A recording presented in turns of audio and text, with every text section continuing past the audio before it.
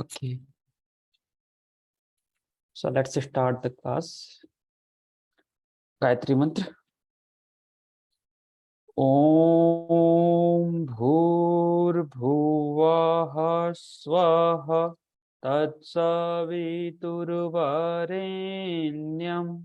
भर्गो देवस्य धीमहि धियो यो नः प्रचोदयात्।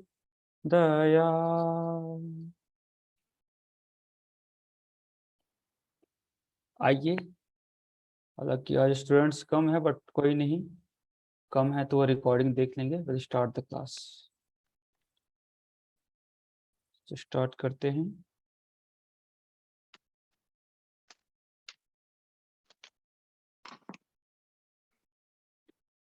तो हम लोगों ने कल देखा था, साधन पाद की हमने बात की थी। तो साधन पाद की जब हमने बात किया था तो उसमें हमने क्या देखा था? उसमें देखा था कि महर्षि पतंजलि जो है, जो एक मध्यम कोटि के साधक है, उनके लिए कुछ उपाय बताते हैं। क्या उपाय बताते हैं?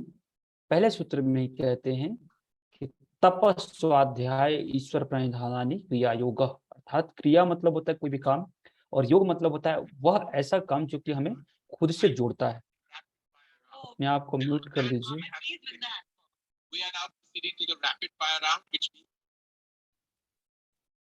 ओके ठीक है, कोई रैपिड फायर राउंड खेल रहा था, कोई बात नहीं, गुड।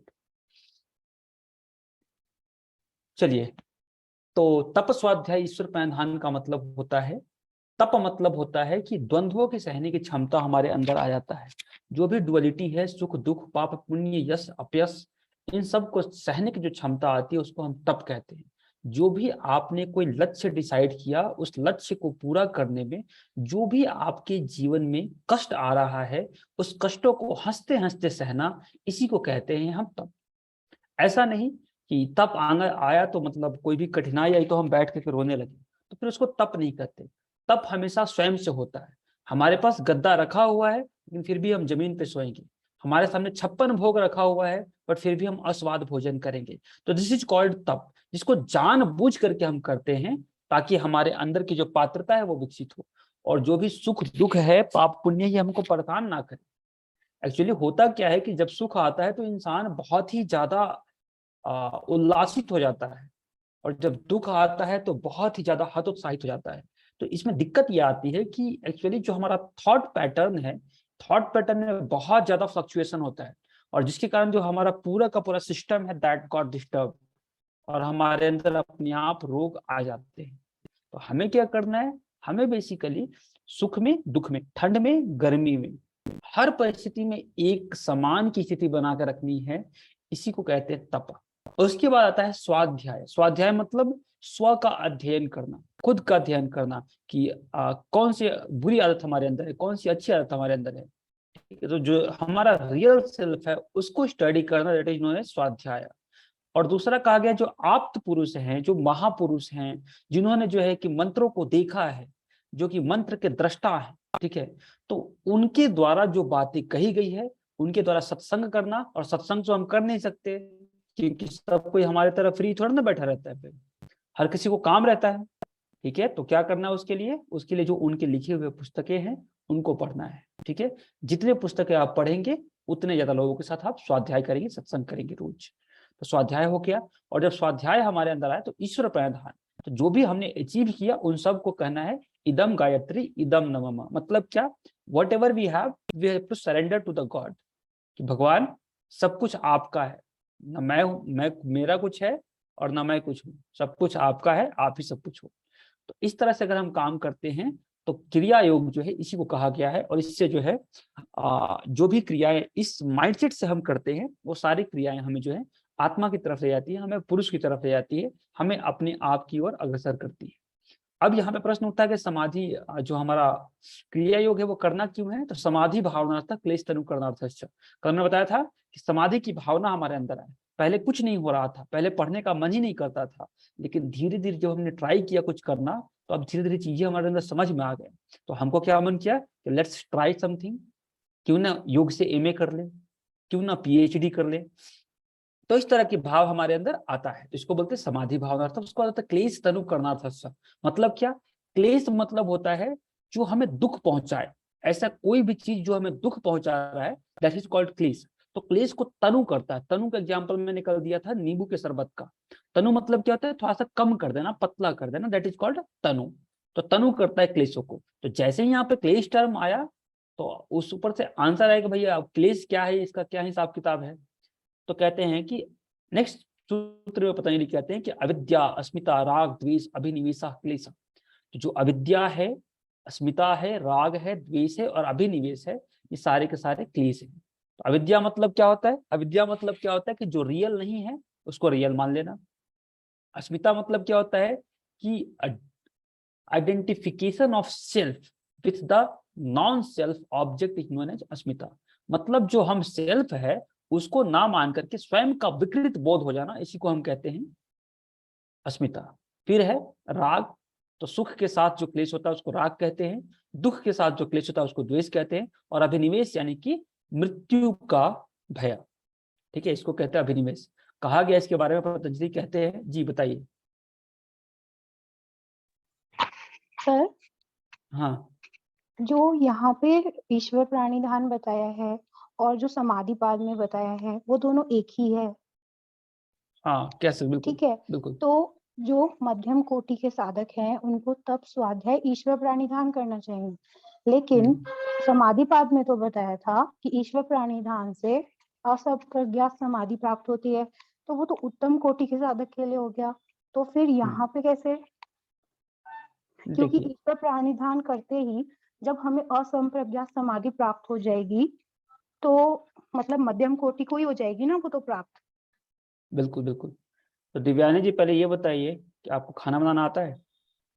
जी। गुड। तो खाना बनाने में आप ना चाकू का यूज करती हैं, ठीक है? हाँ। ठीक है, तो उस चाकू से आप सब्जी भी काटती हैं, उस चाकू से आप फल भी काटती हैं, कभी कभी रस्सी काटने का काम आता है तो रस्सी भी काट लेती हैं, कभी कभी जो है किसी को ऑपरेशन करने का मन किया तो वो भी कर सकती है। तो चाकू एक ही है, उसका संदर्भ के अनुसार, परिस्थिति के अनुसार, सारी चीजों के अनुसार क्या हो रहा है, उसकी बदल जा रही है, उसका यूजेज बदल जा रहा है। तो यहाँ पे जो, वहां पे जो ईश्वर प्रावधान था वो ये था कि साधक जो है, साधन जो साधन पंचक है, श्रद्धा, वीर, स्मृति, समाधि, प्रज्ञा, इन सब का प्रैक्टिस कर रहा है, कर रहा है, कर रहा है, बट स्टिल उसे जो है असंप्रज्ञात समाधि की प्राप्ति नहीं हो रही। एक्चुअली क्या होता है, जब हम साधना में आगे बढ़ते हैं ना कुछ आलंबन लेते हैं, लेकिन एक समय के बाद क्योंकि जो गॉड है, जो सेल्फ है, वो बियॉन्ड द माइंड है, तो चित्त के ऊपर जो है हमें कुछ समझ नहीं आता। यहाँ पे तो आलंबन है ना, जैसे अभी हम साधना कर रहे हैं तो हमारे पास आलंबन है कि किसी शब्द पे हम कॉन्सेंट्रेट कर दिए, किसी रूप पे हम कॉन्सेंट्रेट कर दिए, लेकिन जैसे ही संप्रज्ञात पार करते हैं वैसे ही अपने पास कुछ होता ही नहीं है, चित्त ही खत्म हो गया, चित्त की वृत्तियां ही खत्म हो गई, अब क्या है, कुछ है ही नहीं, तो कहाँ ध्यान करें। तब वहां पे साधक को जो है ईश्वर को शरणागति करना पड़ता है कि now I don't know anything, so what ever you want just do that. तो जब ईश्वर को समर्पित करता है तो जैसे ही ईश्वर को समर्पित करता है वैसे ही ट्रांसेंड कर जाता है। वहां पे उस प्रयोग में लिया गया है, ठीक है ना, कि हम संप्रज्ञात तक जाना चाहते हैं बट हम जा नहीं पा रहे, तो हम क्या करें, अब हमारे पास कोई ऑप्शन नहीं है। अरे जितना भी आपके पास दवा था, डॉक्टर के पास जितना दवा है वो सारा दवा इसने यूज कर दिया, तो अब क्या कहता है कि अब भगवान भरोसे है, ठीक है ना, ईश्वर को शरणागति कर दिया। तो वही काम वहां पे हो रहा है। यहाँ पे जो है क्रिया योग में जो ईश्वर प्रावधान आ रहा है, यहाँ पे क्रिया में ईश्वर प्रावधान आ रहा है, इसलिए आ रहा है जब आप तप किए तो शक्ति आया, तप से हमारे अंदर क्या आता है, शक्ति डेवलप होता है, पावर आता है, ठीक है ना। और स्वाध्याय से हमने उसको दिशा दिया, कुछ अचीवमेंट हमारे अंदर आ गया। अब उस अचीवमेंट जब आया तो हमारे अंदर ईगो ना हो। ईगो कैसे नहीं होगा, अगर हम ये सोचेंगे कि मैंने किया, अगर मैं ये सोच लूं कि आप लोगों को मैंने योग सूत्र पढ़ा दिया तो मैं तो घमंडी हो जाऊंगा, मेरे को तो ईगो आ जाएगा। तो हमको ईगो ना आए, इसलिए हम क्या करते हैं कि भाई अपने जो भी, अपने ऊपर कुछ नहीं लेते, सब कुछ जो है कहते हैं कि भगवान का है, अरे मैं तो बस एक माध्यम बन रहा हूँ, मेरे माध्यम से भगवान जो है आप लोगों को योग सूत्र पढ़ा है, तो लाइक दिस। तो इससे क्या होता है, हमारे अंदर ईगो नहीं आता। जिसके अंदर ईगो आ गया, चाहे वो रावण हो, चाहे वो कंस हो, चाहे वो महिषासुर हो, बड़े से बड़ा व्यक्ति भी हो, उसका विनाश जो है निश्चित हो जाता है। तो अहंकार ना है, इसके लिए यहाँ पे ईश्वर प्रधान का यूज हो रहा है। ईश्वर प्रधान एक जगह और आएगा, वो कहाँ आएगा, वो नियम में आएगा, ठीक है। तो नियम में जो है वहां पे आंतरिक अनुशासन के रूप में ईश्वर प्रणिधान को लिया गया है।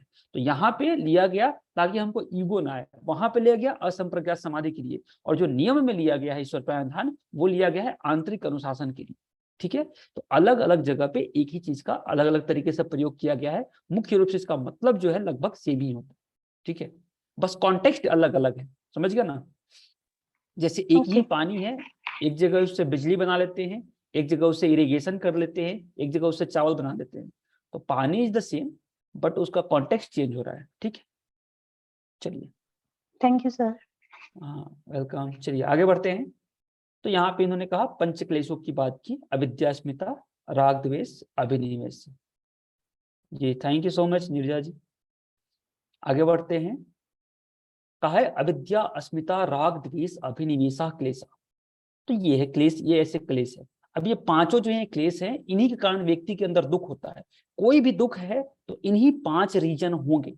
इनमें से भी अगर दो बिल्कुल ही 2 मुख्य रीजन है जिसके बारे में योग वशिष्ठ में भी कहा गया है, जिसके बारे में बहुत सारे ग्रंथों में कहा गया है। एक को कहते हैं राग और एक को कहते हैं द्वेष। ये इतने खतरनाक क्लेश हैं, ये इतने खतरनाक क्लेश हैं कि इससे कोई बच ही नहीं पाता। 99.9% लोग इसी में अटके रहते हैं, इससे बाहर निकल ही नहीं पाते, और इसमें लगे रहते हैं और अपने अंदर संस्कार बाय संस्कार लेयर लगाते जाते हैं, लगाते जाते हैं, लगाते जाते हैं, और इतना लगा लेते हैं कि अगला जन्म देना पड़ता है उसको अनफोल्ड करने के लिए, और अगला जन्म में अनफोल्ड करने के लिए आते हैं, फिर से उस पर लेयर लगा देते हैं। तो चित्त पे जो है कंटिन्यूअसली लेयर चढ़ता जाता है, चढ़ता जाता है, चढ़ता जाता है। तो बहुत सारी समस्याएं आ जाती है। तो एक्चुअली में क्या करना है हमें, आगे बताते भी है पतंजलि, इसी में बताते हैं कि देखिए भाई, इससे जब आप हटेंगे ना, तो जब निष्काम कर्म आप करेंगे तो संस्कार बनेगा नहीं। और होता है ना हेयम दुखम अनागतम, तो ऐसा क्यों नहीं कहा कि जो प्रेजेंट का दुख है उसको दूर कीजिए। उन्होंने कहा कि आने वाले दुख को जो है हमें त्याग कर सकते हैं, उसको हम छोड़ सकते हैं, उसके लिए जो है हम उससे हम बच सकते हैं, ऐसा बोला। क्यों? क्योंकि अभी तो जो जन्म था वो हमने जन्म ले लिया। ठीक है, अभी जो था पिछले जन्म का फल ये जन्म है, तो जो प्रारब्ध हमारा है उसमें तो इस जन्म में तो भोगना ही भोगना है। भले हम जीवन मुक्त हो जाए, हमको असंप्रज्ञात समाधि लग जाए, बट फिर भी जो है जो हमारे प्रारब्ध हैं उसको तो हमको भोगना ही पड़ेगा। तो इस शरीर के खत्म होने के बाद ही विदेह मुक्ति होती है, और उसके बाद क्या होता है कि फिर वापस नहीं आना होता। तो ये जन्म तो हो गया, तो जो दुख पिछले जन्म का है वो तो है ही। जो क्रियमान कर्म हम कर रहे हैं, देखिए वेदांत में 3 प्रकार के कर्म बताए गए हैं। अद्वैत वेदांता में देयर आर 3 टाइप्स ऑफ कर्म। पहला कर्म कौन सा है भाई? पहला कर्म है हमारा, उसको बोलते हैं संचित कर्म। क्या बोलते हैं? संचित। अरे यार, संचित कर्म बोलते हैं, मैं लिख देता हूं। दूसरे को बोलते हैं क्रियमान, तीसरे को कहते हैं प्रारब्ध। ये 3 तरह के कर्म हैं। तो कर्म के कारण ये हिसाब किताब है। लेकिन होता क्या है कि आदमी या तो सुख में जीता है या तो दुख में जीता है। 2 ही तरह के लोग जीते हैं, या तो सुख में जिएंगे या तो दुख में जिएंगे। सुख में जिए तो राग आया, दुख में जिए तो द्वेष आया। ठीक है, तो जैसे ही ये दोनों आते जाते रहते हैं और कर्म बनता जाता है और कर्म का हिसाब किताब चढ़ता जाता है, तो दिक्कत आती जाती है। तो राग और द्वेष को कहा गया है शुंभ निशुंभ। ये सारे जो है ना, सारे बुराइयों के सेनापति हैं राग और द्वेष, सारे प्रॉब्लम्स के सेनापति हैं। ठीक है ना। तो शुंभ और निशुंभ को कैसे खत्म करते हैं भाई? शुंभ और निशुंभ के लिए दुर्गा का अवतार होता है। दुर्गा क्या है भाई? दुर्गा कहते हैं कि सभी अच्छाइयों का जो है समुचित रूप है वो दुर्गा है। दुर्गा कैसे बनी थी सतयुग में? इंद्र भगवान ने अपना ये दे दिया, ब्रह्मा जी ने कुछ दे दिया, विष्णु जी ने कुछ दे दिया, तो सब लोगों ने जो है अपना अपना कुछ कंट्रीब्यूट किया, देन दुर्गा शक्ति बनती है। तो हमारे अंदर भी जो है, हम अपने समग्र अस्तित्व को अगर एकाग्रचित करें, ठीक है ना, और अपने आप पे कॉन्सेंट्रेट करें, चीजों को समझने का प्रयास करें, तभी इस राग और द्वेष से हम बच सकते हैं।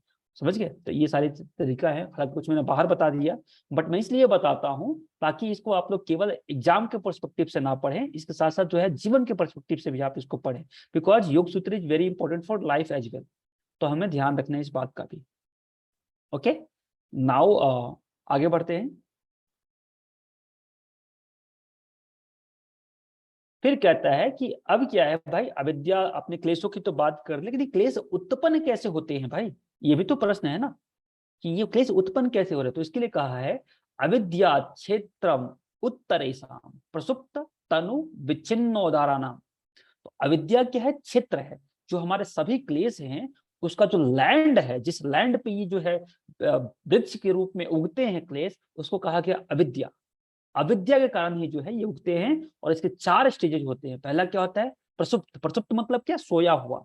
जैसे मैं बहुत ज्यादा परेशान हूँ, बहुत हमको दुख है, बिल्कुल करा रहा था, चिल्ला रहा हूँ, चीख रहा हूँ, पर मैं सो गया। जैसे ही मैं सो गया तो सारा दुख खत्म। जब जगूंगा तो फिर से दुख आ जाएगा, बट जब मैं सो रहा हूं तब सारा दुख खत्म हो गया। तो प्रसुप्त अवस्था में होते हैं, मतलब क्या कि सोए हुए हैं, दुख है, क्लेश हैं, क्लेशाज इज देयर, बट क्या हो रहा है, हम प्रसुप्त अवस्था में, मतलब सोया हुआ है।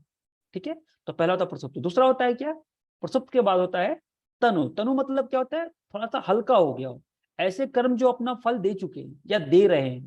ठीक है ना, जैसे कि कर्म था, तो कर्म में मेरा था कि 10 लाठी हमको मार खाना है। लाठी मतलब होता है ना, एक बम्बू स्टिक होता है बड़ा सा, उससे ना मारते हैं लोगों को। तो 10 लाठी मेरे को खाना था, बट 5 लाठी खा चुके, 5 बचा हुआ, मतलब क्या हुआ कि जो हमारा प्रारब्ध है वो तनु हो गया, जो क्लेश है वो क्या हो गया, तनु हो गया। उसको तो विच्छिन्न होता है, विच्छिन्न मतलब होता है टूटा फूटा। जैसे कभी कई बार क्या होता है कि एक क्लेश इतना बढ़ जाता है कि उसके आड़ में सारे क्लेश छुप जाते हैं। फॉर एग्जाम्पल क्या हो सकता है, समझने के लिए समझिए क्या हो सकता है एग्जाम्पल। हाँ, समझने के लिए क्या समझ सकते हैं, जैसे देखिए, हमको किसी से इतना प्रेम हो गया, इतना प्रेम हो गया, इतना प्रेम हो गया कि हम भूल गए कि हमको कोई बात भी थी। जैसे एक बार क्या की बात है, मैं अपना रियल लाइफ एग्जांपल बताता हूँ। एक बार मैं दुकान में जा रहा था सामान लेने के लिए, ठीक है ना, सामान लेने के लिए जा रहा था, रास्ते में मेरे को मेरे मित्र मिल गए। अब मित्र मिल गए तो उनके प्रति मेरा राग इतना ज्यादा बढ़ा हुआ था, इतना कि बात करते करते करते करते मैं भूल गया कि कौन सा सामान लेके आना था मुझे।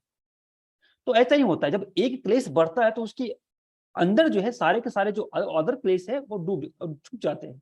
जैसे कि मैं जो हूँ, आदरणीय रश्मि जी से बहुत मतलब मेरा नफरत हो गया, तो अब मैं नफरत जो है ना, ये जो द्वेष की फीलिंग है, इसके बीच में रश्मि जी का मैं सम्मान करता था, उनसे मेरा राग भी था, ये राग छुप गया। ठीक है, तो जब द्वेष बढ़ रहा है तो राग छिप गया, जब राग बढ़ा हुआ है तो जो द्वेष है वो छुप गया। तो एक क्लेश के बढ़ने से जो और अदर जो क्लेश है वो छुप गए। जैसे हम अगर राग में है किसी से तो हम भूल जाते हैं कि हमको मरना भी है, तो अभिनिवेश भी खत्म हो गया। हम ये भी भूल जाते हैं कि अरे हम कौन है, ठीक है ना, तो अस्मिता भी खत्म हो गया। ठीक है, तो सारी चीजें खत्म हो जाती हैं अगर एक क्लेश अगर डोमिनेट कर रहा है तो। ठीक है, लेकिन ये सारे के सारे क्लेश कहाँ पे हो रहा है, किस मिट्टी पे हो रहा है, किस बेस पॉइंट पे हो रहा है, दैट बेस पॉइंट इज अविद्या। तो विच्छिन्न होकर फिर उदार होता है। उदार मतलब क्या, कि उसने अपना फल दे दिया। ठीक है ना, उसने अपना फल जो है, मतलब अभी चल रहा है, कंटिन्यूसली प्रोसेस में है वो, मतलब चल रहा है, उदार हो गया, मतलब अपना फल दे करके, मतलब लाठी से मार खा लिया, अब दर्द हो रहा है लेकिन अब काम खत्म हो गया, अब धीरे धीरे ठीक हो जाएगा। ठीक है, तो उदार मतलब क्या होता है, ये होता है। तो 4 प्रकार के हमारे क्लेश, 5 प्रकार के क्लेश है। अब बताते हैं कि अविद्या विद्या इतना देर से कह रहे हैं, विच्छिन्न, विच्छिन्न मतलब होता है टाइप ऑफ अ क्लेश, इट मीन्स कि ये ब्रेक्ड होता है। ब्रेक मतलब टूटा फूटा होता है, ब्रेक्ड होता है। होता क्या है कि इस समग्र रूप से सारे केस एक साथ नहीं होते। विच्छिन्न स्टेट में क्या होता है कि कुछ होते हैं कुछ नहीं होते। जैसे टूट गया, जैसे क्या हो कि इसको मैंने पटक कर इस फोन को तोड़ दिया, जब मैं तोड़ूंगा तो इसका कुछ भाग मेरे पास रहेगा, कुछ भाग नहीं रहेगा। तो सेम मैच, सारे के सारे क्लेश नहीं रहते। विच्छिन्न अवस्था में क्या होते हैं कि कुछ क्लेश होते हैं और उन कुछ क्लेश के अंदर जो है, उस क्लेश के शैडो में अलग जो क्लेश आज है वो छिप जाते हैं, हाइड हो जाते हैं, दैट इज नोन एज विच्छिन्ना। ओके, नेक्स्ट हमारा है कि अविद्या। अविद्या हम इतना देर से कर रहे हैं, तो अविद्या क्या है। तो अविद्या के बारे में कहा है, अनित्य, असुचि, दुख, अनात्मसु, नित्य, सुचि, सुखात्म, ख्यातिर अविद्या। ख्यातिर अविद्या, ठीक है ना। अब इसमें क्या कहा है भाई, देखिए कि अनित्य को नित्य मान लेना, असुचि को, असुचि मतलब होता है अपवित्र, इम्प्योर, उसको प्योर मान लेना, दुख को सुख मान लेना, और अनात्म को आत्म मान लेना। ऐसा जो ज्ञान है, ख्याति मतलब होता है ज्ञान, ठीक है ना, तो ऐसा ज्ञान जो है उसको हम अविद्या कहते हैं। ठीक है, ऐसा ज्ञान जिसमें हमने क्या किया, अनित्य को नित्य मान लिया। अब हम देखते हैं नित्य क्या मान लेते हैं, हम अपने बॉडी को, इस संसार को हम नित्य मान लेते हैं कि इट्स अ परमानेंट। बट हम देख सकते हैं, एक्सपीरियंस में हमारा है कि whatever is there inside the world, all are getting changed. अभी हम लोग पहले बच्चा थे, बच्चा से फिर बड़े हो गए, बड़े से फिर बूढ़े हो जाएंगे, और बूढ़े होकर के फिर मर जाएंगे। तो कंटिन्यूसली सब कुछ चेंज हो रहा है। उदार का अर्थ होता है, उदार का अर्थ होता है कि ऐसे क्लेश जो कि बिल्कुल ही उनका अपना शक्ति छीन हो चुका है, उनका, उन्होंने अपना फल दे दिया। ठीक है, जिनके उसके कारण जितना हमको दुख होना था वो दुख हो चुका, तो उस पर फिर उदारावस्था में हो गया। अब जैसे कि आपको मेरे से जो नफरत था वो आपने निकाल दिया, मेरे को गाली बक के, मेरे को मार करके, मेरे को पीट करके, तो अब यहाँ पे उदार हो जाएंगे यार। अब क्या, जो आपके अंदर था आपने निकाल दिया ना, तो नाउ यार उदार, इन उदार स्टेट। तो यहाँ पे है, तो यही कह रहा है कि अनित्य को अनित्य मान लिया, मतलब संसार को हम नित्य मान लेते हैं। हमको लगता है कि अरे यार यहाँ पे तो हम 1000 वर्ष के लिए आए हैं, भूल जाते हैं, कह यार 50-60 साल के लिए यहाँ पे हम लोग भूल जाते हैं। तो इसको कहते हैं नित्य, अनित्य को नित्य मान लेना। अशुचि को, तो जैसे ही इस जो है ना यहाँ पे जो चमड़ी का लेयर है इसको हटाइएगा तो अंदर क्या है भाई, अंदर क्या है आपका कफ है, अंदर पित्त है, अंदर मलमूत्र है, अंदर जो है और क्या है, अंदर ब्लड है, अंदर मांस है, अंदर जो है एसिड है, ये सारी चीजें हैं। तो जैसे ही चमड़ी हटता है वैसे ही आदमी देखे भी ना घिन आता है, लेकिन क्या होता है उसके लिए हम लोग मान के बैठते, करे भाई ये तो बहुत पवित्र है, तो अपवित्र को हम अपवित्र पवित्र मान के बैठे। फिर दुख को हम सुख मान लेते हैं। एक्चुअली मैं देखिए फॉर एग्जाम्पल मैं बताता हूँ, जब मेरा नेट जीआरएफ सिलेक्शन हुआ तो मैं बड़ा खुश हुआ कि यार क्या बात है। अभी मैं दुखी हो गया क्योंकि उस नेट जीआरएफ के कारण मेरे को ना अपना पूरा घर परिवार छोड़ करके घर से 3500 किलोमीटर दूर आना पड़ा। 3500 मेरा घर है यहाँ से दूर। तो पूरा मम्मी पापा भाई बहन दोस्त यार सबको छोड़ना पड़ा। तो मुझे लगा था कि सुख है, लेकिन आफ्टर ऑल क्या है, ये दुखी है, समझ गया ना। तो जो भी लोग होते हैं कुछ भी होता है संसार में, वो सब क्या है दुखमय ही है, और उसको हम सुख कंसिडर कर लेते हैं। जैसे हुआ क्या भाई, अब किसी के साथ हैं तो हमको सुख वाली फीलिंग आ रही है, अरे भाई किसी दिन वो दूर भी चला जाएगा जो आपके भी साथ है, अब जैसे ही दूर चला जाएगा तो फिर आपको दुख होगा। तो वॉट एवर इज देयर, वो सब कुछ क्या है दुख है। आगे सूत्र में कहते भी हैं कि विवेकी पुरुष जानते हैं कि जो भी कुछ है वो सब क्या है, वो सब दुखी ही है, और विवेकी पुरुष ये बात जानते हैं। तो यहाँ पे करिए ये जी, बताइए सौम्या जी।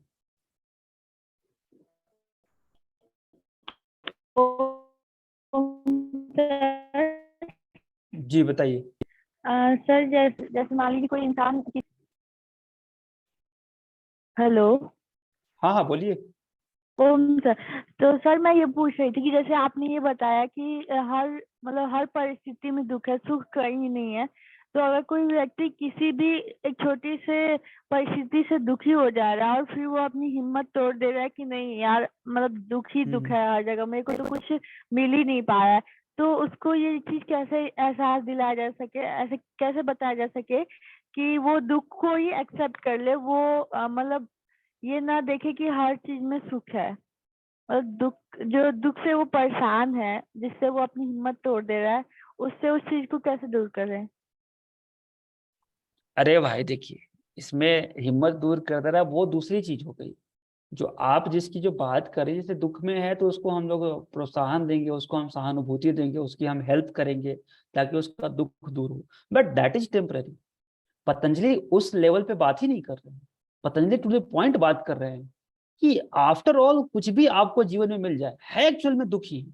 और जब आप इस बात को स्वीकार कर लेते हो तब आपका इस माइंड स्टेट ऑफ माइंड जो होता है ना, वो उससे ऊपर उठ जाता है। फिर आपको फर्क ही नहीं पड़ेगा, दुख भी हो रहा है ठीक है भाई, दुख आ रहा है ठीक है, हो गया। होता है ना किसी बच्चे को इतना मार दो इतना मार दो इतना मार दो कि उसका बॉडी जो है बिल्कुल ये हो जाए। आप वो रोज मार खाता है कोई तो कहेगा कि अच्छा रुको एक काम करते हैं, सुबह सुबह उठ के पहले मार ही खा लेते हैं। तो यहाँ पे पतंजलि का कहने का मतलब, यहाँ पे जिस कंटेक्स्ट में पतंजलि बात कर रहे हैं वो ये कह रहे हैं कि तुम कुछ भी प्राप्त कर लो वो क्या है, वो दुखी ही है। पूरा संसार ही दुख में है। शिव संहिता में ये कहा भी गया है कि शरीर मात्र का जो जन्म होता है वो केवल दुख के लिए ही होता है। आप देख लीजिए, आप अगर स्वस्थ भी हैं तो बीमार ना पड़ जाए इस बात का आपको टेंशन रहता है, ठीक है। अगर बीमार पड़ जाए तो मृत्यु ना हो जाए इस बात का टेंशन रहता है। आपके पास पैसा है तो पैसा खो न जाए इस बात का डर रहता है। पैसा नहीं है तो पैसा नहीं है इस बात का डर रहता है। तो लाइफ के किसी भी स्टेज पर आप हैं, किसी न किसी रूप में आपके अंदर जो है डर, किसी न किसी रूप में आपके अंदर दुख होता ही है। तो यही कहा गया कि दुख को सुख मान लेते, ठीक है। उसका क्या अनात्मा, अनात्म मतलब होता है जड़ चीज है जिसके अंदर कोई कॉन्सियसनेस नहीं है। लेकिन अनात्म को हम क्या मानते हैं, आत्मा मान लेते हैं। जैसे ये बॉडी है तो अरे हम जान लें कि इस बॉडी को एक दिन मरना है, इसको जो है पंच तत्वों में विलीन हो जाना है, बट स्टिल हम क्या समझते हैं, इसको हम आत्मा मान लेते हैं क्या भाई कि हम तो परमानेंट है। तो अनात्म को जड़ चीजों को हम चेतन मान लेते हैं, और यही दिक्कत है। हमारा बॉडी जो है वो जड़ है, हमारा चित्त भी जड़ है, हमारा माइंड भी जड़ है, सब कुछ जड़ है, उसको हम चेतन मान लेते हैं। दैट इज ऑल्सो अविद्या। तो अविद्या यही है कि सही को गलत मान लेना, यह अविद्या है। अब यहाँ पे एक प्रश्न उठता है कि सर आपने तो बोला था कि मिथ्या ज्ञान विपर्य को बोलते हैं, तो विपर्य और अविद्या में फर्क क्या है? Anyone wants to explain this concept कि विपर्य भी मिथ्या ज्ञान है? हाँ बिल्कुल, अनागत दुख की बात कर रहे हैं, ठीक है। चलिए तो बताइए कि विपर्यय में और अविद्या में क्या डिफरेंस है, what is the basic difference between विपर्यय एंड अविद्या। क्योंकि विपर्यय भी मिथ्या ज्ञान है, ठीक है ना। हम आप रस्सी को सांप मान ले रहे हैं, यहाँ पे क्या है, सुख को दुख को सुख मान ले रहे हैं। तो दोनों में फर्क क्या है, बेसिक डिफरेंस क्या है, what is the basic difference between विपर्यय एंड अविद्या। थोड़ा सा दिमाग लगाइएगा, समझ गया ना। तो क्वेश्चन जो है ना, जो एग्जाम में आजकल क्वेश्चन पूछ रहा है, वो इतना घुमा देगा कि आपको समझ नहीं आएगा कि अरे कहाँ से क्वेश्चन पूछा। तो कॉन्सेप्ट को क्लियर रखना बहुत जरूरी है। बताइए जी, कोई बताइए, एनीवन।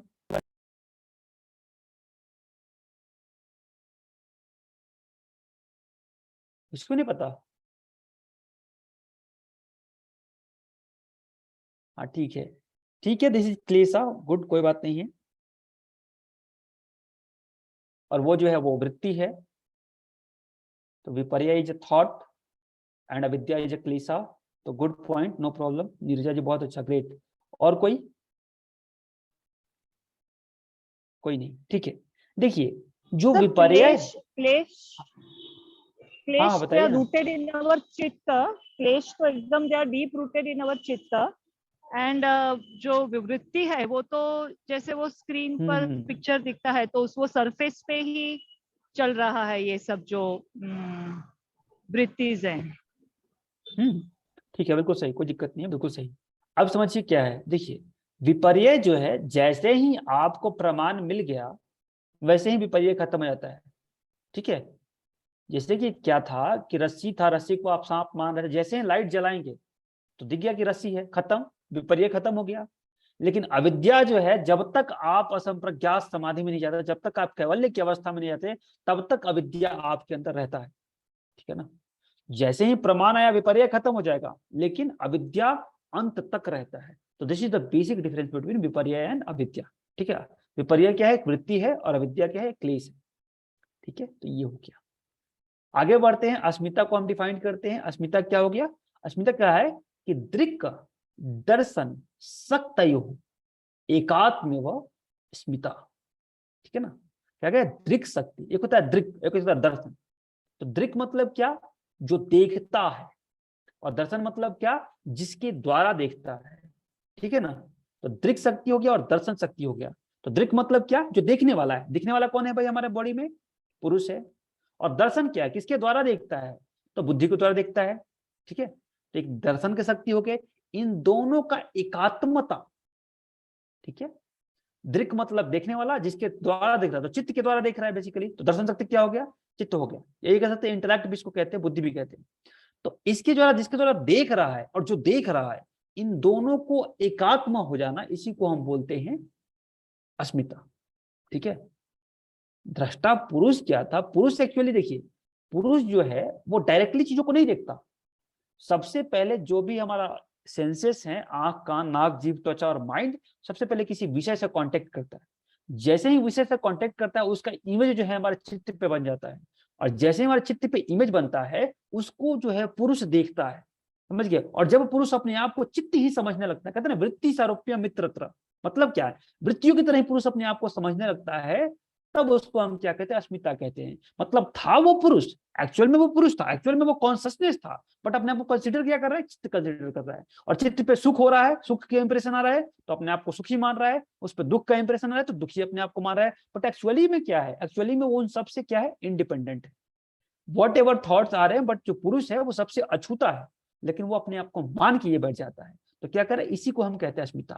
जो दृक् शक्ति है, यानी जो देखने वाला है, और जो दर्शन शक्ति यानी कि जिसके माध्यम से देख रहा है, ये दोनों का एकात्मता हो जाना, एक रूप सा हो जाना ही अस्मिता है, ठीक है। इसी को हम अहंकार भी कहते हैं बोलचाल की भाषा में। क्लियर है, क्लियर है जी। हाँ बिल्कुल, ईगो, बिल्कुल बिल्कुल सही। इसके बाद कहता है सुखानुसई रागा, मतलब जो है सुख के प्रतीति के पीछे रहने वाला क्लेश। मतलब अभी रसगुल्ला खा रहे हैं, मजा आ रहा है, लेकिन उसके पीछे क्लेश छिपा हुआ है कि आपको डायबिटीज होने जा रहा है, ठीक है ना। तो सुख के पीछे जो छिपा हुआ क्लेश है, सॉरी, हाँ बोलिए Neeraj. Ashmita, once again in English. Asmita is like ego. See, there are two things. One is your पुरुष and one is your प्रकृति, ठीक है। So Purush is a conscious, witness conscious, who is watching, observing all the things, whatever happening outside or inside the body. पुरुष उसको देख रहा है, पुरुष इज वॉचिंग दैट। ठीक है, तो किसके थ्रू देख रहा है? थ्रू द चित्त। तो चित्त इज द दर्शन शक्ति। तो व्हेन पुरुष कंसिडर्ड हिमसेल्फ एज अ चित्त, then this is known as asmita. This is known as ego. The false identification of self is known as ego. इसको हम अस्मिता कहते हैं। एक्चुअल में I was different, but I am considering myself different. This is known as अस्मिता। स्वयं के विकृत बोध को हम कहते हैं अस्मिता। ठीक है ना? तो false identification of self is known as Asmita. Clear है? ओके। यहाँ पे हो गया सुख के पीछे जो क्लेश है वो तो कहते हैं हम राग, एंड जो दुख के पीछे क्लेश है दुखानुसई द्वेष। मतलब क्या? जो दुख के पीछे रहने वाला क्लेश है, जैसे हमको मान ले कि पेन हुआ, तो पेन के पीछे हमारे अंदर होता है कि क्यों मेरे को पेन हो गया, ये दूर हो जाए। तो दुख को दूर भगाने की चाह को कहते हैं द्वेष, और सुख पास में रहे इसको कहते हैं राग। और ये राग और द्वेष जो है आपके अंदर संस्कार बनाता जाता है और आपको परेशान करता जाता है, करता जाता है, करता जाता है। आप बच ही नहीं सकते। ठीक है, आपको बिल्कुल ही परेशान करता रहेगा और जीवन पर्यंत आप ऐसा ही होता जाएगा आपके साथ। फिर कहता है, इसके बाद कहता है दुख हो गया, द्वेष के बाद कहते हैं कि स्वरसवाही विदुषो अपि तथा रूढ़ो अभिनिवेश। अर्थात क्या है? अभिनिवेश मतलब होता है फियर ऑफ डेथ। इसको हम कहते हैं स्वरसवाही, मतलब जो परंपरागत स्वभाव से चला आ रहा है, और जो विदुषा मतलब होता है इंटेलिजेंट पर्सन, और तथा रूढ़ मतलब जो फूल है, जो मूर्ख व्यक्ति है, और जो विज्ञानी है, इन दोनों के अंदर समान रूप से जो है देखा जाता है, इसको हम कहते हैं अभिनिवेश। ठीक है, स्वरसवाही मतलब क्या? परंपरागत रूप से चलता है। देखिए, मृत्यु से हमें भय क्यों होता है? जैसे ही मृत्यु सामने खड़ा होती है तो आदमी डर से थर थर कांपने लगता है। बोलता जरूर है। एक बार जो है ना, एक बाबा बोल रहे थे कि भाई मेरा मृत्यु क्यों नहीं आता, मृत्यु क्यों नहीं आता, मृत्यु क्यों नहीं आता। एक बार जो है उसको कहा गया कि ये काम कीजिए, लीजिए आप जहर खा के मर जाइए। तो कैसे मरेंगे? नहीं मरेंगे। ठीक है ना? तो कितना भी बूढ़ा से बूढ़ा व्यक्ति हो, उसको मृत्यु से बहुत डर लगता है। समझ गया ना? और ये ऐसा डर है, ऐसा फियर ऑफ डेथ जो है, ऐसा चीज है जो कि ये मूर्खों के अंदर तो होता ही है, साथ ही साथ जो बहुत विद्वान व्यक्ति हैं, जो बहुत इंटेलेक्चुअल पर्सन है, उनके अंदर भी ये होता है। क्यों ऐसा होता है? क्योंकि कभी ना कभी इन्होंने फील कर रखा है, परंपरागत रूप से आ रहा है। पता नहीं कितने योनि में जन्म लेने के बाद हम इस योनि में आए हैं। तो इसमें क्या होता है कि हर योनि में हमने मरा है, हम मरे हैं हर योनि में, हर योनि में हमने अपने शरीर को छोड़ा है। तो जो मृत्यु का भय है वो हमारे अंदर है, वो हमारे अंदर बैठा हुआ है, हमारे चित्त के अंदर बैठा हुआ है। इसलिए जो हर कोई मृत्यु से डरता है। तो ये जो मृत्यु का भय है, दैट इज नोन एज अभिनिवेशा, यह भी क्लेश ही एक है। तो पांचवा क्लेश है अभिनिवेश। ठीक है, अब इसके बाद कहता है कि ते प्रतिप्रसवा हेया सूक्ष्मा। तो ते मतलब होता है वे क्या मतलब? पीछे वाले जो पंच क्लेश थे वे। सूक्ष्म मतलब सूक्ष्म अवस्था को प्राप्त। मतलब क्या होता है? देखिए, एक तो होता है जब हम अपर वैराग्य का करते हैं अभ्यास, तो दृष्टा और अनुश्रविक मतलब देखे और सुने हुए विषयों में तृष्णा का भाव हो गया। ठीक है, उससे हमारे जो है पर वैराग्य से पूरा क्लेश खत्म होता है। लेकिन अब यहाँ पे क्या कह रहा है कि तनु तो हमने कर दिया क्रिया योग से, जो थोड़ा सा और कमजोर कर देना है, तो उसके लिए प्रतिप्रसव का हम उपयोग करते हैं। अब देखिए, प्रसव का मतलब होता है जन्म होना, जन्म लेना मतलब प्रसव होना, हम लोग जानते हैं। प्रतिप्रसव का मतलब होता है जन्म होने से रोक देना। तो जन्म होने से रोक देना मतलब क्या? यहाँ पे किसका जन्म हो रहा है? यहाँ पे क्लेश का जन्म हो रहा है। तो जो भी क्लेश के जन्म लेने वाले चीजें हैं, जो भी माध्यम है, उनको रोक देना।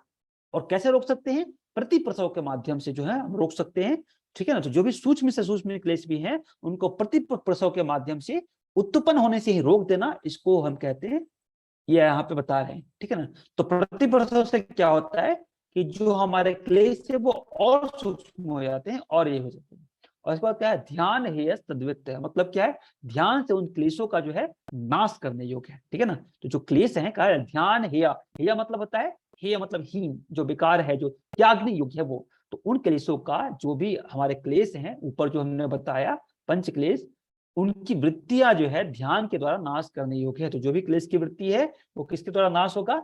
ध्यान के द्वारा। प्रतिप्रसव बताइए सर। प्रतिप्रसव मतलब होता है जन्म लेने से रोक देना। ठीक है। प्रसव मतलब होता है जन्म, जैसे होते हैं प्रसव पीड़ा हो रहा है, मतलब क्या, प्रसव पीड़ा के बाद बच्चे का जन्म होता है, तो जन्म लेने में जो तकलीफ होती है उसको बोलते हैं प्रसव, ठीक है। और जो प्रतिप्रसव का मतलब होता है कि जन्म लेने से ही रोक देना, दैट इज प्रतिप्रसव, ठीक है। तो प्रतिप्रसव ऐसे होते हैं। अब इसके बाद हम समझते हैं प्रतिप्रसव हो गया। अब कहता है कि ध्यान से जो है जो क्लेशों की वृत्तियां हैं, ठीक है ना, जो पंच क्लेश थे उससे जो वृत्तियां उत्पन्न होती है उसको नाश करने योग्य, उसका जो है हमें नाश करना चाहिए, ठीक है ना। अब कहा है कि उसके बाद कहता है कि ये क्या, ये कैसे क्लेशों का जो है खत्म कैसे होगा, क्लेश का मूल क्या है, basically what is the reference point of the क्लेश। तो बोलते हैं क्लेश मूलः कर्माशयो दृष्टादृष्ट जन्म वेदनी। तो क्लेश मतलब पंच क्लेश हो गया, और उसका मूल मतलब जो है मटेरियल कॉज क्या है, रूट कॉज क्या है, तो उसका कर्माशय। कर्माशय क्या होता है, 2.9 नंबर।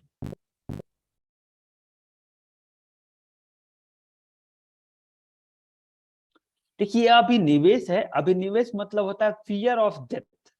तो कहा गया स्वरसवाही विदुषो अपित थर्वो विदुषो। तो परंपरागत रूप से जो चला आ रहा जो है ऐसा कुछ जो कि विदुषों के भांति, मतलब जो चालाक लोगों की भांति जो है मूर्खों के अंदर भी पाया जाता है, उसको हम कहते हैं अभिनिवेश, ठीक है। तो परंपरागत रूप से मृत्यु हम लोग को हर योनि में, बहुत ज्यादा योनि के बाद हमारे अंदर जन्म हुआ है, ठीक है। तो बहुत सारे लोगों के बाद हमारा जो है जन्म हुआ है, तो हम क्या कहते हैं कि हर जन्म में हमने जो है मृत्यु को फेस किया है, ठीक है। तो इसलिए हमको डर लगता है, मृत्यु से हमें भय होता है, तो मृत्यु के भय को हम कहते हैं अभिनिवेश, ठीक है।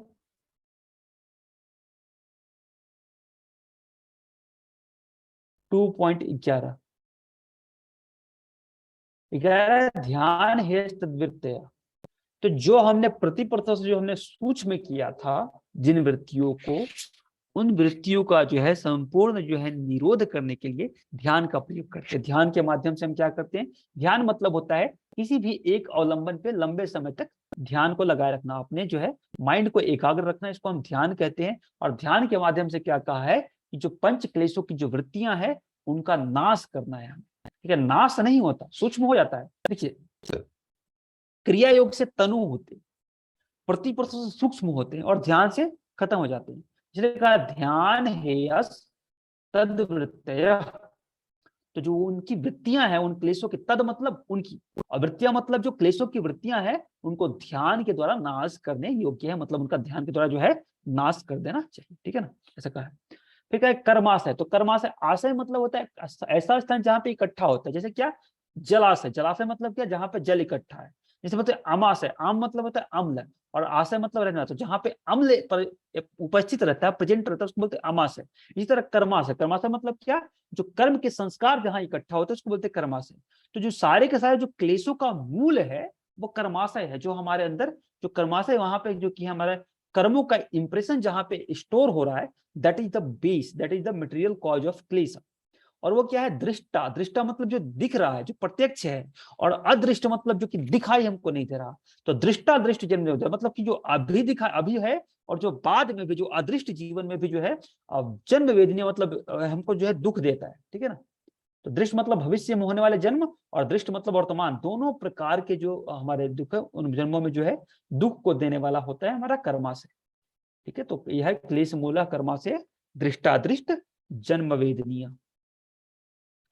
नेक्स्ट है हमारा सती मूले तद विपाको जातिर आयु भोग। आयुर्भोग मतलब क्या है, सती मूले मतलब तो मूल के विद्यमान रहने तक। तो जब तक जो है कारण विद्यमान है, जब तक जो है जो कारण था, क्लेश जो कारण था, ठीक है ना, तो जब तक उसके संस्कार हमारे अंदर हैं, तद विपाक, तो उसके फल के रूप में हमें जो है जाति, आयु और भोग होता रहता है। जाति मतलब क्या, जाति मतलब होता है जन्म, ठीक है ना। तो एक जन्म से दूसरा जन्म में आते रहेंगे जाते रहेंगे। आयु मतलब क्या, बर्थ से डेथ के बीच में जो टाइम होता है, दैट इज नोन एज आयु।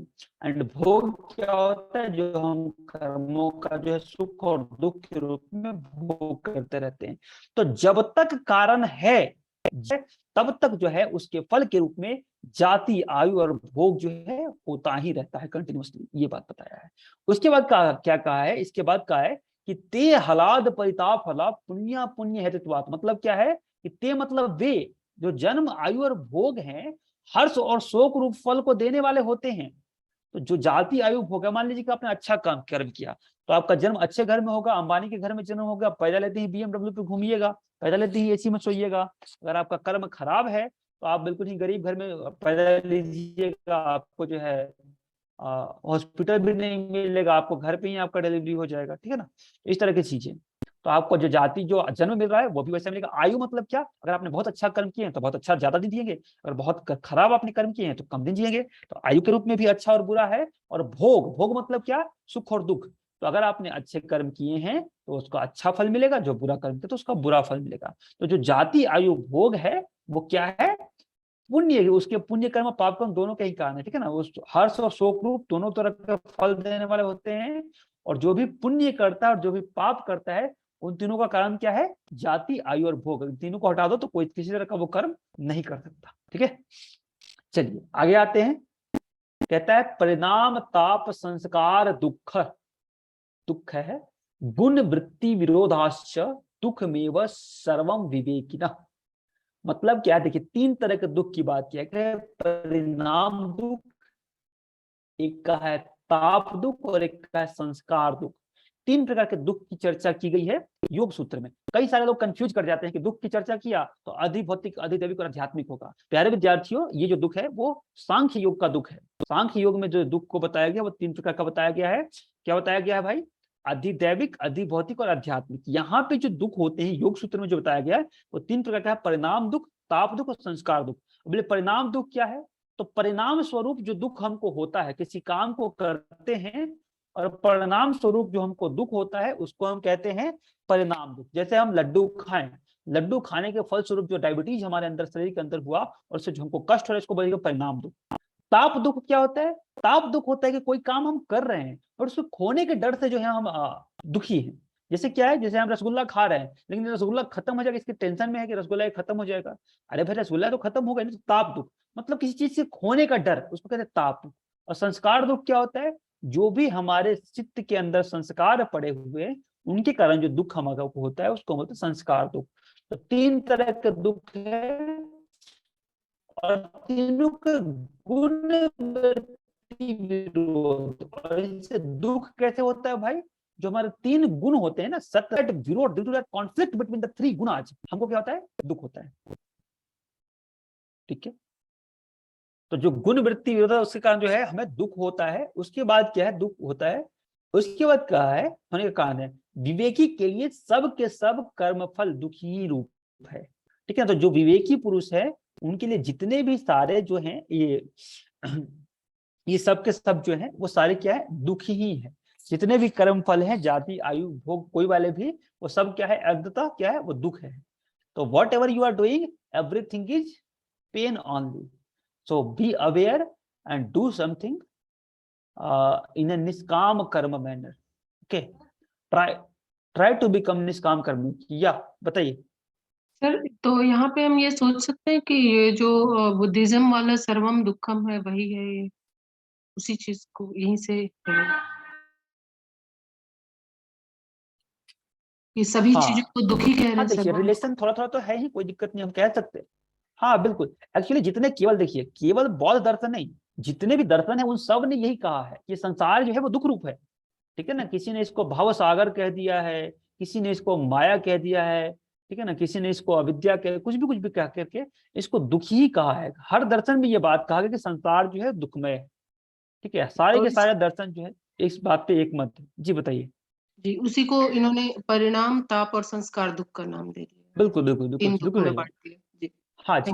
और ये तीनों दुख क्यों होते हैं, गुण वृत्ति में विरोध गुण के कारण। वृत्तियों में विरोध के कारण जो उनके आप गुण बिल्कुल वृत्ति सही है, जी। ठीक है ना। सर और जो संस्कार दुख यानी क्या कहा?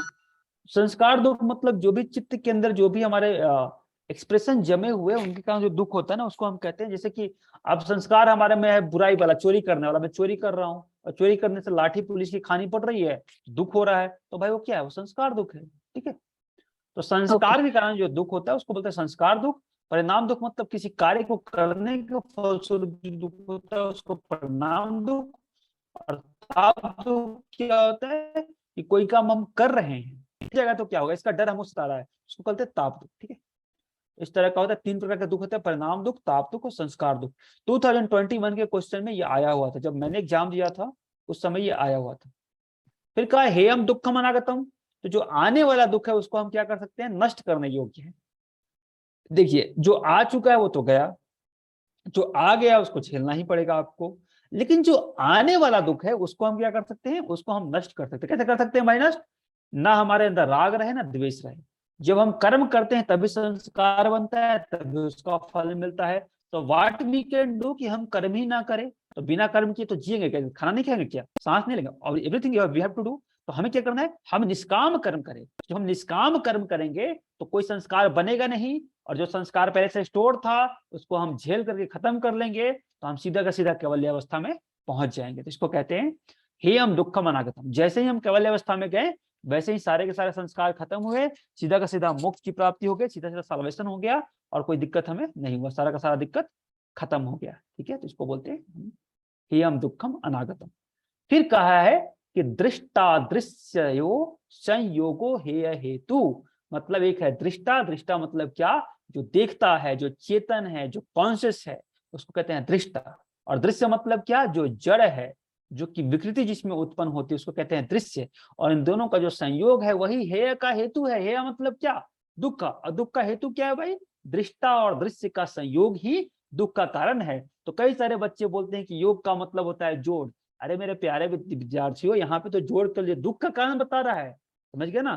तो जो होता है ना, योग के सब युज शब्द के 3 अर्थ होते हैं, युजिर योगे, युज संयमने और युज समाधो। तो यहाँ पे जो पतंजलि ने जो वर्ड लिया है जिसका मतलब युज शब्द का लिया है वो समाधि के रूप में लिया है, वहां पे योग के रूप में नहीं लिया है। क्योंकि यहाँ पे जो है योग को क्या कह रहे हैं, दृष्टा और दृश्य का संयोग जो है हेय हेतु है। तो हेय हेतु मतलब क्या, दुख का कारण है। तो इसको कैसे हम ले सकते हैं, तो ये हमारा हो गया दृष्टा दृश्य संयोग को हेय हेतु। ठीक है ना, तो दृष्टा और दृश्य के बीच में जो संयोग है उसको कहते हैं हेय हेतु। दुख का वो क्या है, कारण। समझ में आ रहा है क्यों कारण है भाई। अब ऐसे दृश्य था, जैसे हम दृष्टा थे, कॉन्शियस थे बिल्कुल, जैसे ही हम एक किताब से जुड़ गए तो क्या है, क्या वो दृश्य है, दृश्य का ही एक पार्ट है बेसिकली। तो जैसे उसे हम अटैच हो गए, अब उस किताब को छोड़ने का हमको मन ही नहीं हो रहा, तो क्या होगा, दुख होगा। छीन लेगा तो रोने लगेंगे, कोई नहीं छीनेगा तो ऑब्सेसिव हो जाएंगे, अरे मेरा किताब कोई छू ना दे, ये न कर दे, वो न कर दे। इससे जो है बहुत सारी दिक्कतें आती हैं। तो दृष्टा दृश्य संयोग को हेय हेतु, मतलब दृष्टा और दृश्य के बीच में जो संयोग है उससे जो हम हेय हेतु कहते हैं। फिर कहा है प्रकाश क्रिया स्थितिशीलम भूतेन्द्रियात्मक भोगम अपवर्गार्थम दृश्यम। तो दृश्य को डिफाइन किया, दृश्य को 2 सूत्र में डिफाइन करते हैं। पहले क्या है, प्रकाश, प्रकाश मतलब सत्वगुण, क्रिया मतलब रजोगुण, और स्थिति मतलब तमोगुण। तो क्या है, क्या त्रिगुणात्मक है। दूसरा कहते हैं भूतेन्द्रियात्मकम। ठीक है, भूतेन्द्रियात्मक का मतलब होता है जो कि भूत, ठीक है ना, जो कि आत्मा का, भूत इंद्रिय मतलब जो भूत मतलब 5 महाभूत, और इंद्रिय मतलब हो गया जो हमारे 10 इंद्रियां हैं। ठीक है ना, तो इसके द्वारा जो है जो प्रकट होता है भूत और इंद्रिया, जिसका जो है स्वरूप है उसको हम कहते हैं प्रकृति। तो पहला क्या है, त्रिगुणात्मक है क्योंकि प्रकाश क्रिया स्थितिशीलम है, और उसके बाद क्या क्या भूत इंद्रिया जिसका प्रकट स्वरूप है। मतलब क्या, भूत मतलब 5 महाभूत, इंद्रिया मतलब 10। तो इसको हम कहते हैं, हम क्या कहते हैं भाई, इसको दृश्य कहते हैं, जिसका प्रकट स्वरूप क्या है, भूत और इंद्रिया। तो अप्रकट और भी है, महत है अप्रकट, लेकिन यहाँ पे जो प्रकट स्वरूप है वो क्या है, 5 महाभूत और इंद्रिया जो है प्रकट स्वरूप है। ठीक है, तो इसको कहते हैं दृश्य। फिर क्या है, उसके बाद क्या है, पुरुष के लिए जो है भोग। देखिए उसके बाद क्या है, फिर देखिए दृश्यम। ठीक है ना, भोग, भोग अपवर्ग। तो भूत और इंद्रिय जिसका प्रकट स्वरूप है, भोग और अपवर्ग। जी बताइए सर, जी बताइए। आपने बोला भूत और इंद्रिय जो है वो दृश्य है, तो 5 महाभूत और इंद्रिय जो प्रकृति है, मतलब उसके बोल रहे हैं ना आप? बिल्कुल, मैं ये बोल रहा हूं कि जिसका प्रकट स्वरूप है, जो भूत और इंद्रिय जो है वो दृश्य का प्रकट स्वरूप है। मतलब क्या है, मैनिफेस्टेड है, वो हमें दिखाई देता है। ठीक है, अच्छा, हाँ। और भोग अपवर्ग का मतलब मतलब देखिए, इंद्रिय और जो आप बोल रहे हो, हाँ, इंद्रिया और भूत मतलब 5 महाभूत की बात कर रहे हैं। ठीक है, और जो हमें क्या दिखाई दे प्रकृति रहा की, है वो है हाँ दृश्य, हाँ हाँ और हाँ जो बिल्कुल। दिखाई नहीं दे रहा है दृश्य, मतलब आत्मा, जिससे बोल रहे हैं। दृश्य मतलब प्रकृति होता है। योग की भाषा में जो है ना, योग दर्शन में दृश्य को, प्रकृति को दृश्य कहा गया है। और पुरुष को हमारा कहा गया दृष्टा। ठीक है। अब भोग और अपवर्ग का अर्थ मतलब होता है, भोग मतलब क्या होता है, जब पुरुष जो है प्रकृति से मिल जाता है और वस्तुओं का, विषयों का जो भी चित्त पे इंप्रेशन पड़ता है उसको उसको उससे सुखी होता है, दुखी होता है, मतलब क्या करते हैं, भोग करता है, तो इसको बोलते हैं भोग करना। ठीक है, जब प्रकृति और पुरुष से जुड़ा। अपवर्ग का मतलब क्या होता है, अपवर्ग का मतलब होता है मोक्ष। जैसे ही प्रकृति से वो अपने आप को अलग महसूस करता है उसको अपवर्ग भी हो जाता है। तो भोग और अपवर्ग जो है उसका संपादन करता है। ठीक है ना, पुरुष के भोग और अपवर्ग का काम कौन करता है, भोग और अपवर्ग का जो है संपादन कौन करता है, वो हमारा दृश्य ही करता है। ठीक है, क्योंकि दृश्य है भाई, दृश्य तो खुद जड़ है, वो खुद अपने आप को भोग भी नहीं कर सकता, क्योंकि फल कभी अपना फल खाता है क्या, नहीं खा सकता, तो दृश्य भी नहीं खाता। तो एक्चुअल में जो प्रकृति है, जो दृश्य है, वो पुरुष के लिए ही है। ठीक है ना, पुरुष ही उसको समझ भी सकता है, पुरुष उसमें मिल भी सकता है, पुरुष उससे दूर भी हो सकता है। तो यहाँ पे जो है भोग अपवर्ग का अर्थ मतलब होता है कि भोग मतलब हो गया कि भोग करा, अपवर्ग मतलब क्या हो गया, मोक्ष की प्राप्ति हो गई। तो प्रकृति का क्या बताया, सबसे पहले त्रिगुणात्मक है, उसके बाद भूत इंद्रिय का जो है प्रकट स्वरूप है, और जो पुरुष को भोग देने वाली है और अपवर्ग देने वाले, अपवर्ग मतलब मोक्ष, कैवल्य के सिनोनिमस टर्म है अपवर्ग। तो ये सारे जो है देने वाला, उसको हम दृश्य कहते हैं। ठीक है, ये हो गया हेलो दृश्य। सर, यहाँ पे जी बताइए। प्रकृति को हाँ का विश्लेषण किया है यहाँ पर। जी सर, जी इसमें बिल्कुल, जी बिल्कुल, जी जी बिल्कुल, दृश्य का। ठीक। ठीक है, हाँ। काय के प्रकृति त्रिगुणात्मक है, तो बिल्कुल भाई ये प्रकाश वाला जो है सतोगुण हो गया, क्रिया उसका रजोगुण हो गया, स्थिति मतलब हो गया तमोगुण। ठीक है, जी और शील मतलब होता है स्वभाव। ठीक है ना, स्वभाव होता है शील। तो जिसका स्वभाव जो है वो त्रिगुणात्मक है, जिसका जो प्रकट स्वरूप है वो भूत और इंद्रियां है, और जो कि पुरुष के लिए भोग और अपवर्ग का कारण है, मुक्ति का संपादन करता है, उसको हम क्या कहते हैं, उसको हम कहते हैं दृश्य। नेक्स्ट कहते हैं दृश्य के बाद, दृश्य के बारे में एक और कहते हैं कि विशेष अविशेष लिंग मात्र अलिंगानी गुण परवानी। मतलब क्या है, मतलब प्रकृति के 4 रूप होते हैं। पहला होता है विशेष, दूसरा होता है अविशेष, तीसरा होता है लिंग मात्र, और चौथा होता है अलिंगानी। क्या होता है, अलिंगानी। क्लियर है, अलिंगानी होता है। अब देखिए 4 स्वरूप होते हैं प्रकृति के। सबसे पहला क्या होता है भाई, विशेष। विशेष क्यों कहते हैं, क्योंकि ये जो है स्थूल से सूक्ष्म की तरफ आ रहा है। तो तीनों गुण है सत रज तम, इसमें विशेष रूप से उपस्थित होता है, इसलिए इसको कहते हैं हम विशेष। ठीक है ना, विशेष क्यों कहते हैं, क्योंकि जो इसमें हमारे गुण है तीनों सत्व रज और तम, ये तीनों विशेष रूप से मिले रहते हैं, इसलिए हम कहते हैं इसको विशेष। क्या कहते हैं, विशेष।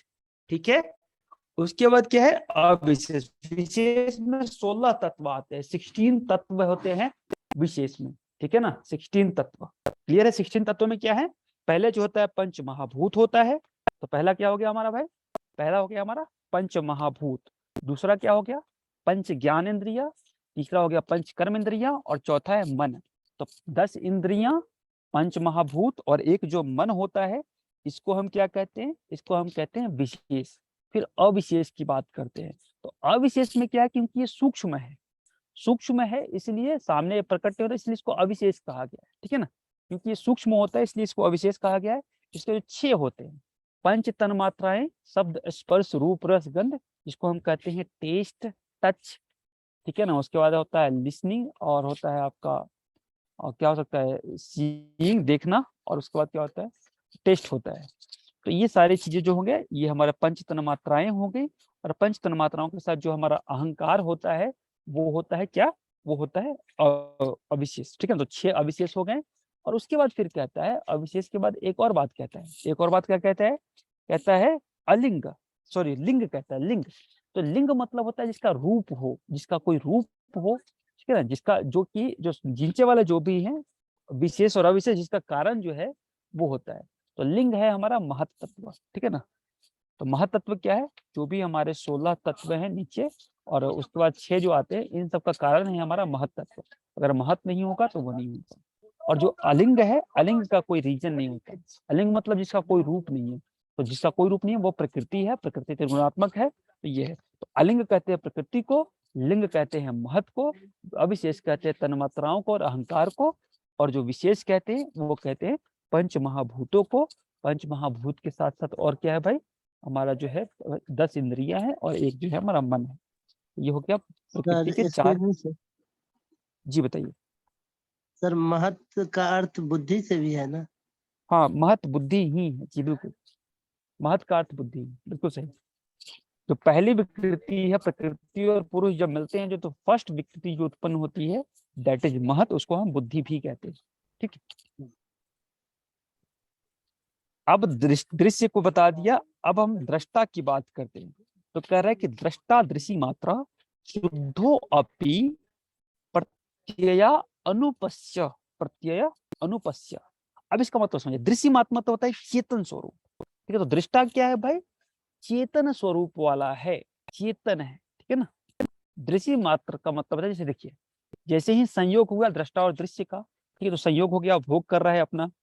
अब जैसे ही प्रकृति से अलग होता है दृष्टा, तो उस समय पर दृश्य है ही नहीं। तो जब दृश्य है नहीं तो बचा क्या? केवल दृष्टा ही बचा। तो उसी को कहा है चेतन मात्र, जिसको हम दृश्य मात्र भी कहते हैं, ज्ञान स्वरूप आत्मा। उसके बाद क्या है? दृश्य मात्र शुद्धो अपि। तो पहले क्या था कि पहले जब वो विषयों से कांटेक्ट में था, जब कांटेक्ट में था तो भोग कर रहा था, तो अशुद्ध था। लेकिन जैसे ही दृश्य से अलग हुआ, जैसे ही प्रकृति से अलग हुआ, तो क्या हो गया? शुद्ध हो गया। तो जो है हमारा जो पुरुष का स्वरूप है, वो क्या है? शुद्ध भी है। उसके साथ साथ क्या है? प्रत्यय अनुपस्य। तो प्रत्यय मतलब होता है कि बुद्धि वृत्ति के अनुरूप देखने वाला। ठीक है ना। तो जैसे क्या होता है कि कोई भी विषय हम देखें तो चित्त पे वो बना।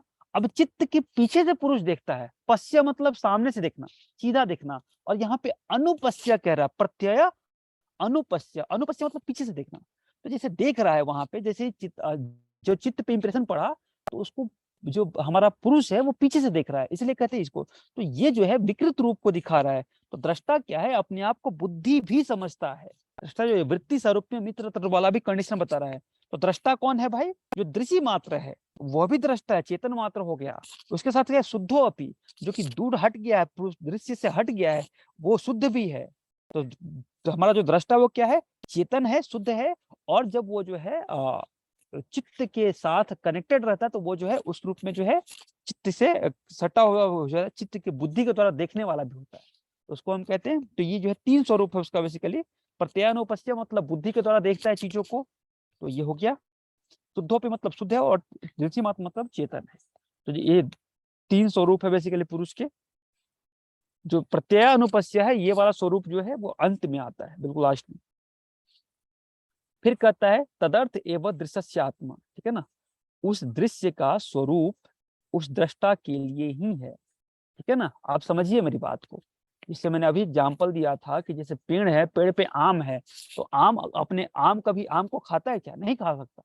तो जो प्रकृति है वो जड़ है, वो जो है ना अपने आप का भोग कर सकती है और ना अपने आप का ज्ञान प्राप्त कर सकती है, बिकॉज की जो प्रकृति है वो जड़ है।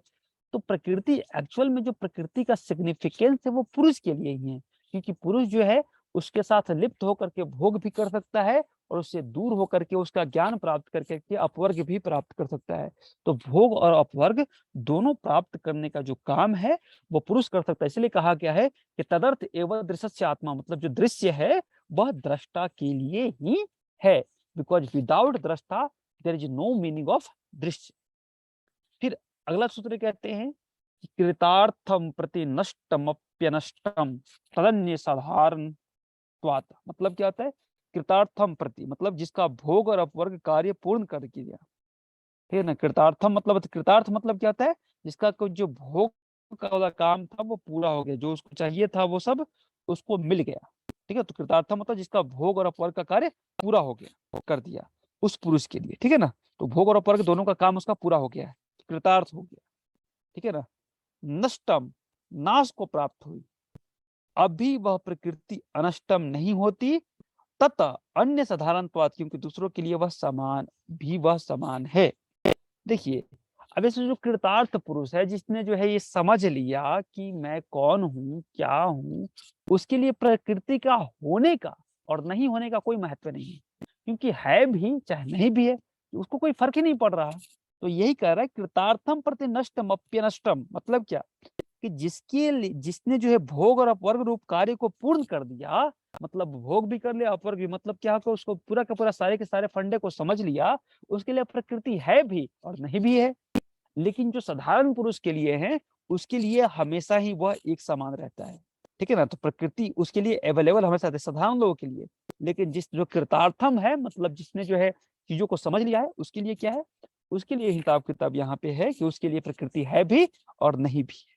ठीक है, तो ऐसा बात बताया गया है। सर इस वाले को फिर से एक बार फिर से मतलब देखिए, अब मान लीजिए कि जो व्यक्ति जो है ऑलरेडी जेआरएफ क्वालिफाई कर चुका है, उसके लिए एग्जाम हो चाहे नहीं हो, क्या फर्क पड़ता है? कोई फर्क पड़ता है क्या? नहीं पड़ता। तो यही कह रहा है कि वैसे लोग जो कि ज्ञान प्राप्त कर चुके हैं दृष्टा और दृश्य के बीच में, कि मैं जो हूँ दृष्टा हूँ, मैं जो हूँ आत्मा हूँ, उनके लिए प्रकृति हो और चाहे ना हो, क्योंकि है भी तो उनको फर्क नहीं पड़ता, और नहीं भी है तो भी कोई फर्क नहीं पड़ता, क्योंकि वो उनसे बिल्कुल ही अलग हो गए हैं, वो अपने आप को अलग आइडेंटिफाई कर रहे हैं, बिल्कुल ही प्रकृति से अलग। तो कृतार्थम पुरुष के लिए प्रकृति है भी और नहीं भी है। सर लेकिन जो अभी साधारण अभी सर अभी दृष्टा प्रकृति से अलग कहाँ हुआ है? कृतार्थम दृष्टा मतलब तो यही तो प्रकृति है। के साथ ही है ना सर, जब वो दृश्य दिखा रही है तो प्रकृति के साथ है। नहीं जी, कृतार्थम का मतलब यही होता है, कृतार्थम का मतलब होता अच्छा है, ठीक है सर, जी जी। कृतार्थम का मतलब यही होता है कि अब वो जिसने अपना जो है भोग और अपवर्ग हो का गया। कार्य पूरा कर लिया। तो जो भी उसका काम था, चाहे तो कोई भोग करने का था, चाहे तो कुछ अपवर्ग का था। अपवर्ग मतलब क्या होता है? मोक्ष, मुक्ति, कैवल्य। और भोग मतलब क्या होता है? जब वो भोग रहा है विषयों को, ठीक है ना, शब्द स्पर्श रूप रस गंध सुख दुख, ये सारा क्या है? भोग है। तो ये काम उसने पूरा कर लिया, जिस व्यक्ति ने पूरा कर लिया, उसके लिए प्रकृति है या नहीं है कोई फर्क नहीं पड़ता, ठीक है ना। तो उसके लिए प्रकृति है भी और नहीं भी है। लेकिन जो साधारण पुरुष है, जिसने अभी नेट जेआरएफ की तैयारी शुरू की है, उसके लिए एग्जाम का महत्व है, उसके लिए एग्जाम ऑलवेज है, ठीक है ना। तो जो साधारण पुरुष है, उसके लिए जो संसार है, जो प्रकृति है, वो हमेशा समान रहती है, मतलब जैसा है वैसा ही रहता है। ये बात बताया गया है इसमें, ठीक है। सर हाँ सर रिजल्ट कब तक आ रहा नेट का? अब यार, अभी तो मैंने मेल डाला है यार, जो चेयरमैन है यूजीसी के, अभी तक रिप्लाई नहीं आया ममता जी। जैसे ही रिप्लाई आएगा वैसे मैं बताऊंगा। ठीक ओके है। Sir, okay okay. अरे ये अभी ना नेट का एग्जाम ही चल रहा है, तो जब तक एग्जाम खत्म नहीं होगा तब तक रिजल्ट नहीं आएगा, तो बी पेशेंट। ठीक है। सर चलिए, एग्जाम से कितना दिन और आगे, मतलब 1 महीने के बाद देता है? देखिए पिछले बार हमने नवंबर में एग्जाम दिया था, फरवरी में रिजल्ट आया था। बाप रे। तो नवंबर दिसंबर जनवरी फरवरी 4 महीने के बाद रिजल्ट आया 22 था। नवंबर में हुआ था ना पिछली बार? हाँ हाँ बिल्कुल। तो सर ये तो 4 महीने बाद आएगा रिजल्ट? मतलब 3 महीने तो हो ही गए थे, फरवरी में आया था रिजल्ट, ठीक है। हाँ सही, करेक्ट है।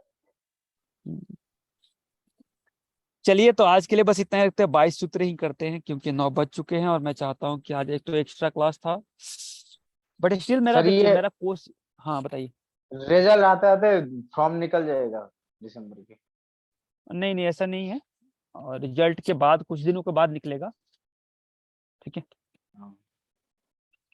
चलिए ठीक है, तो आज के लिए बस इतना सा, और बस आगे देखेंगे, आगे और करेंगे। चलिए ठीक है, तो सभी को नमस्ते, सभी को प्रणाम, सभी थैंक को यू सर। शुभ रात्रि। ओम शिवरात्रि सर। शांति शांति ओम शांति, प्रणाम। सर्वारिष्ट सुशांतिर्भवतु।